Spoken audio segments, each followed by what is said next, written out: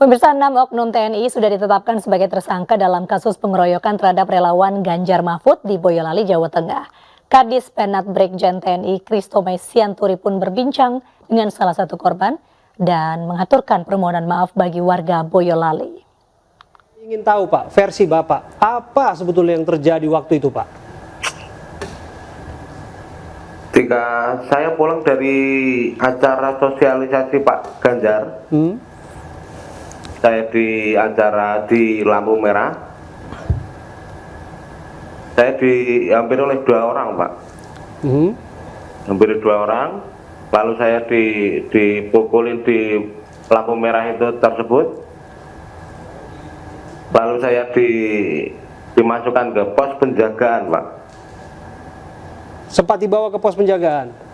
Dibawa ke pos penjagaan. Oke. Di dalam saya disuruh buka baju. Terus di dalam pos penjagaan tersebut saya sempat dipukulin juga Pak. Oke. Di area kepala, badan. Tunggu dulu, sampai di sana alasannya waktu itu apa sampai dibawa ke pos penjagaan Pak? Nggak ada dialog apa-apa Pak. Ditarik aja begitu? Iya, langsung dimasukkan ke pos penjagaan tersebut. Bapak sempat tanya? Nggak sempat tanya saya Pak. Oke. Saya dipukulin terus.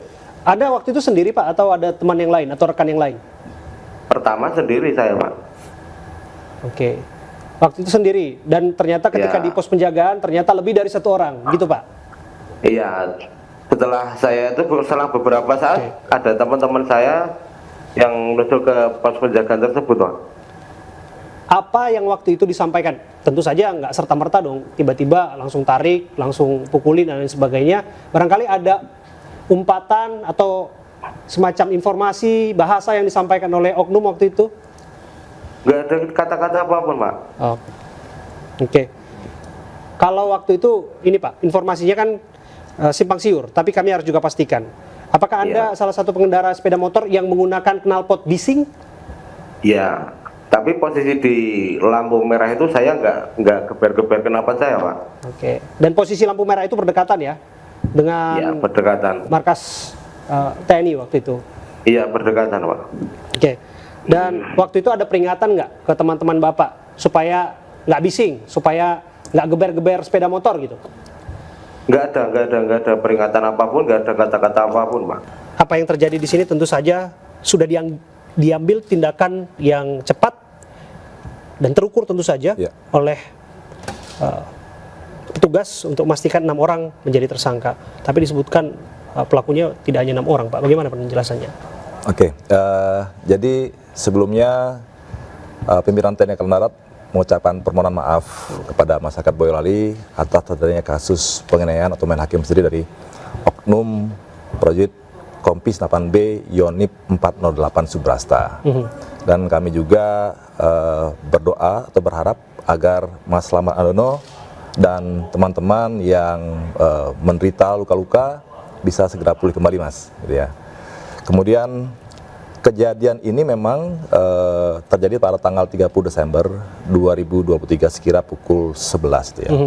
Jadi pada saat itu anggota kita ini sedang bermain poli atau olahraga, kan itu hari libur ya. Betul. Nah, kemudian mereka melihat ada konvoi yang melalui Jalan Perintis Kemerdekaan, itu persis tepat di depan markas Kompis 8B Yonip 408 gitu ya. Nah, kalau memang di rekaman itu sendiri, rekaman CCTV yang kita lihat itu, sepintas langsung anggota melakukan pemukulan terhadap teman-teman tadi, gitu, tadi ya, gitu ya. Tetapi kan proses ini tidak hanya 30 detik itu kalau kita lihat di CCTV.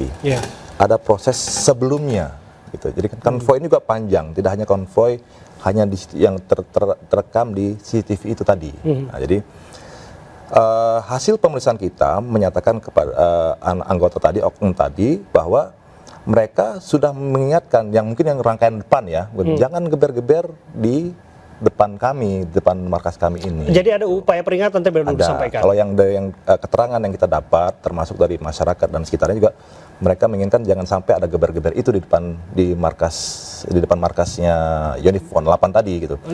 Penyampaian itu disampaikan ke siapa, Pak? Apa? Penyampaian peringatan itu disampaikan ke siapa? Itu kan rombongan banyak. Rombongan panjang, depan dan belakang gitu ya. Mungkin si kayak Mas Lama Anonis saya nggak tahu posisinya ada di mana dia. Oke. Nah, jadi gitu.